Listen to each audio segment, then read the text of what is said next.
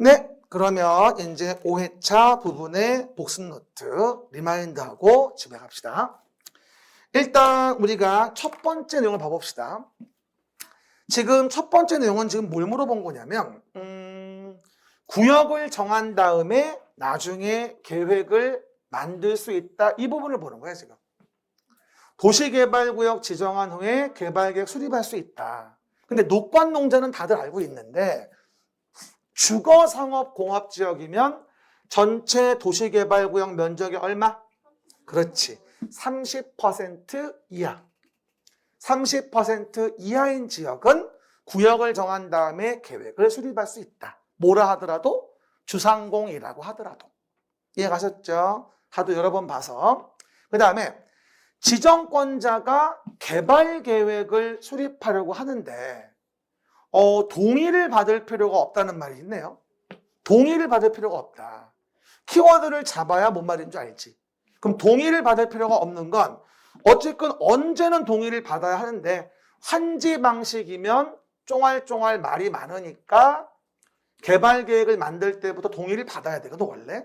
그럼 환지 방식이면 토지 면적의 3분의 2 이상 토지 소유자와 그 지역 토지 소유자 총수의 2분의 1 이상 동의를 받아야 하는 게 맞는 거죠.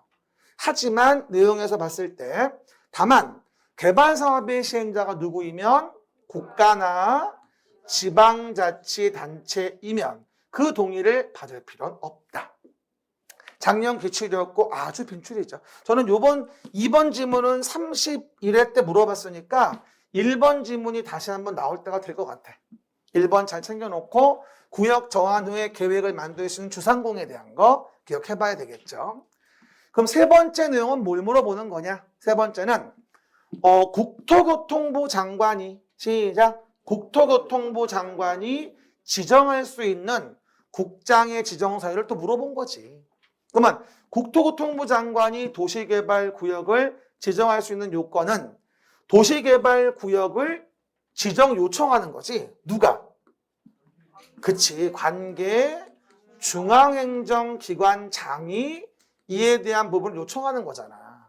관계 무슨 장관급, 관계 중앙행정기관장 요청. 그리고 누구는 30만 이상으로 국가계획과 밀접한 관련이 있는 경우에 제한, 공공기관, 정부 출연기관의 장이, 됐습니까? 공공기관의 장이, 정부 출연기관의 장이, 뭐하죠? 30만 제곱미터 이상으로 국가계획과 밀접한 관련이 있는 경우에 제한을 한다면 국장이 직접 정할 수 있겠죠. 뒷페이지 해설이 있어요. 안 써도 돼. 그렇죠, 여러분? 그 얘기. 그럼 봐요. 다시 한번 얘기합니다. 국토교통부 장관의 지정 사유를 물어본다면 꼭 요청자가 있는지 아니면 제한이 나오는지 이거를 보고 앞에 단어를 넣을 수 있어야 돼요. 이게 워낙 중요해서 제가 매번 반복할 때마다 보시라고 얘기하는 거예요. 그 다음에 4번 지문은 도시개발구역이 해제된 것으로 본다. 다음 날에. 해제를 간주한다고 나오네? 항상 제가 얘기했습니다. 기간이 나오면 항상 어디부터 어디까지인지를 잘 봐야 돼요. 그러면 도시개발구역은 이미 지정됐고 뒷부분에 실시계획의 인가를 신청하지 아니하면 이릅니다. 이러면 뒤에 실시계획이 있으니까 3년이 되겠지. 그렇죠? 도시개발구역 지정고시 되고 나서 3년 되는 날까지 실시계획 인가 신청하지 아니한다면 3년 되는 날에, 다음 날에 도시개발구역은 해제된 것으로 본다. 됐습니까? 간주하고요. 다만 들어왔으면은 없애버리는 걸 간주하겠는데 너무 많이 왔다, 5번처럼 실시계획의 인가를 받았어. 근데 2년이 지나도록 사업에 착수하지 않았어. 그럼 너무 많이 왔지? 그러면 시행자를 변경하자. 어쨌든 시행자 변경 사유는 근 3년 연속 나온 것이기 때문에 잘 4번, 5번 구분하셔야 돼요. 들어왔으면 엎어버리자. 많이 왔으면 시행자 바꾸자. 오늘 굉장히 인상 깊은 얘기였죠, 그게. 자, 여러분, 그 얘기. 6번입니다. 조합이라는 걸 만드는데 우리가 의결권을 가진 조합원 수가 50인 이상. 오늘은 50인을 빵꾸를 안 냈어요. 홀컵을 좀 바꿔봤어. 그렇죠, 여러분? 그러면 50인 이상인 조합은 총회 권한을 대행하기 위해서 뭘 들 수 있지? 그렇죠. 대의원회를 둘 수 있는 거죠. 홀컵 좀 바꿔봤습니다. 대의원회를 둘 수 있으며, 그리고 대의원 수는 뭐가 된다? 대의원에 두는, 대의원회에 두는 똑같이 기억이죠. 대의원 수는 의결권을 가진 조합원 수의 총수의 100분의 10 이상으로 하죠. 뭐라고요? 100분의 10 이상으로 한다. 그래서 50인 이상일 때 대의원회를 둘 수 있고, 대의원회에 두는 대의원 수는 100분의 10 이상으로 한다라고 설명을 드렸었죠. 이게 이제 내용의 대의원에 관련된 부분. 그리고 7번, 8번 부분은 뭐다? 시행자와 수용 방식에 대한 부분을 물어보고 있네요. everybody, 수용 방식. 한번 봐요. 토지 등의 수용 방식, 토지 등의 수용 방식 적어놨어요, 제가. 그럼 포인트는 뭘까? 민간 사업의 시행자. 그래서 토지 등을 수용 사용하려면 민간 사업의 시행자면 민자 유치니까 요건이 있잖아요. 그래서 면적이 얼마? 3분의 2 이상을 소유하고 소유자 총수 2분의 1 이상의 동의를 받으면 민간의 시행자는 수용 사용할 수 있다. 지방공사 같은 공공의 경우는 소유 동의 요건이 따로 필요하지 않다. 알겠습니까? 그 얘기 민간이란 말 포인트. 그 다음에 해당 내용 부분에 대해서 토지 수용 사용 방식에서 시행자는 토지 소유자가 원하면 토지 등의 매수 대금의 일부를 지급하기 위하여 조성되는 분양 토지 건축물의 얼마? 2분의 1을 초과하지 아니하는 범위 내에서 뭐를 발행할 수 있지? 토지 상환 채권. 시작. 토지 상환 채권. 항상 현금 부족하면 채권 보상이 언급이 되어지는 거예요. 하지만 너무 가혹하니까 2분의 1을 넘을 수는 없다. 분양 토지 건축물의 얼마? 2분의 1을 넘을 수는 없다. 됐고요. 그 다음에 9번 문제도 또 아주 중요하죠. 9번 문제. 원형지 공급에 대한 문제입니다. 한 번 더 물어보면 사업이 제대로 끝나서 조성된 토지를 공급한다면 조성토지 공급이라고 합니다.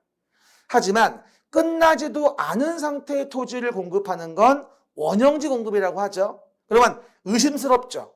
그래서 승인받으라고 하고 그래서 3분의 1 이내로 규제를 가한다고 계속 반복해 설명을 드렸습니다. 그럼 읽어봅시다. 시행자는 도시를 자연 친화적으로 개발하거나 복합적 입체적으로 개발하기 위하여 필요한 경우에는 누구 승인을 받아? 지정권자의 승인을 받아서. 왜? 원형지니까. 지정권자 승인을 받아 원형지를 공급하여 개발하게 할 수 있다.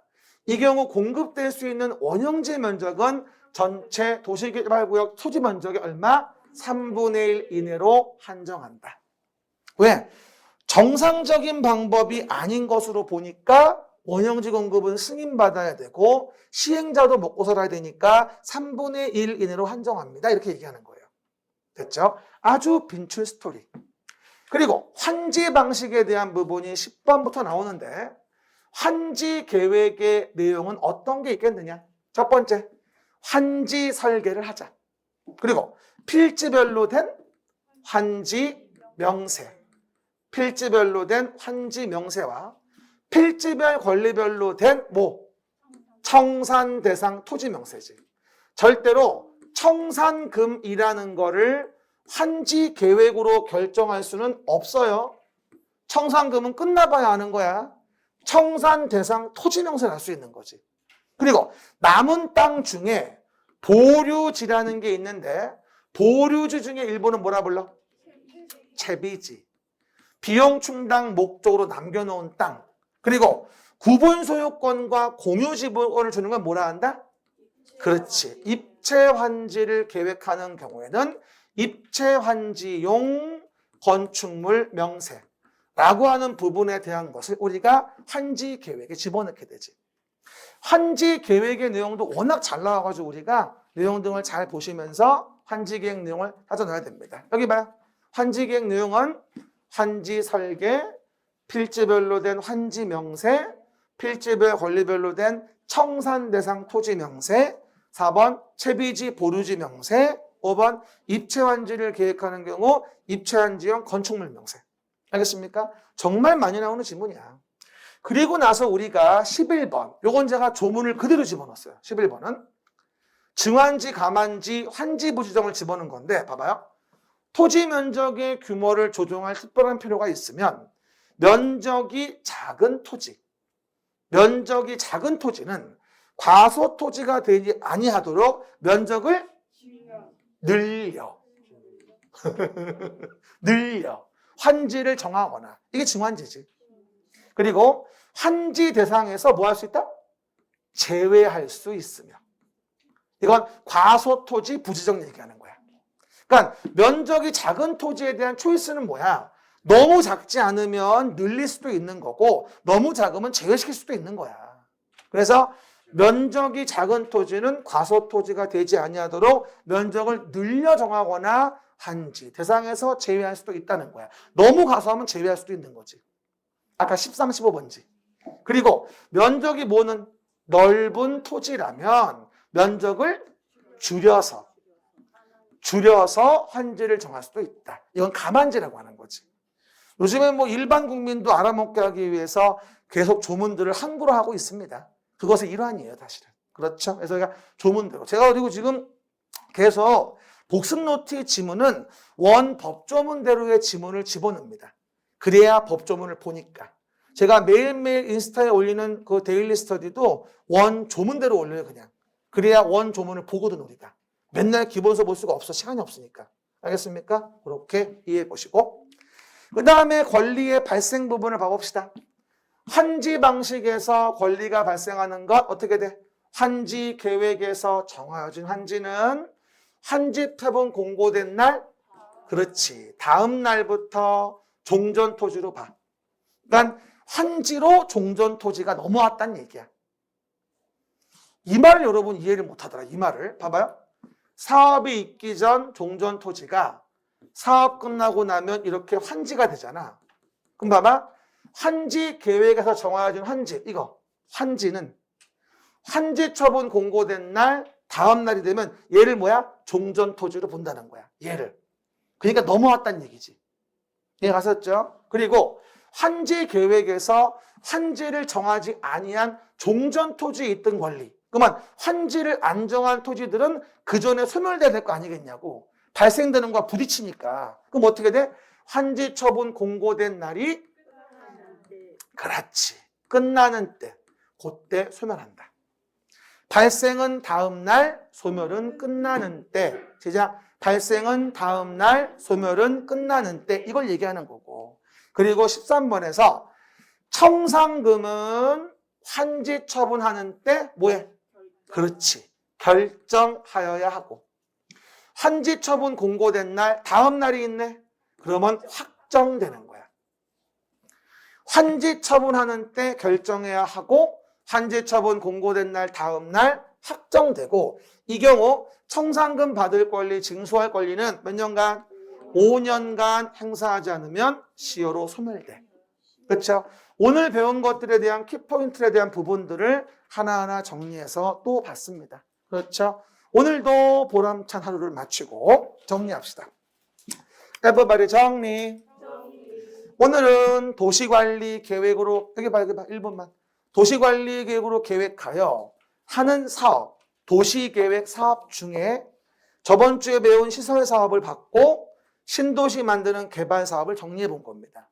강서 마곡지구에서 새로운 단지와 시가지를 만들어 개발 계획을 만들어 도시개발구역을 지정권자가 정하고 시행자가 누군지 본 다음에 실시계획 만들어 사업을 시행하는데, 시행자는 조합인 걸 잘 보라고 했고, 그 시행 방식은 수용 방식이 있고 환지 방식이 있다는 거야. 그래서 개발 사업을 정리해 봤고, 그리고 다음 주가 되면 우리는 노후불량 건축물 개량을 위한 정비 사업, 주거환경 개선과 재개발 재건축을 볼 거예요. 근데 다음 주는 명절 주간이라 못 만나니까 너무 보고 싶어 하지 말고요. 너무 보고 싶어 하면은 동영상 보시면 돼요. 저는 여러분들을 보고 싶어도 볼 수가 없잖아요. 여러분 동영상이 없으니까. 그래서 다음 주 잘 보내시고요. 다다음 주에 뵐게요. 수고하셨습니다. 감사합니다. 강사력이 합격이다.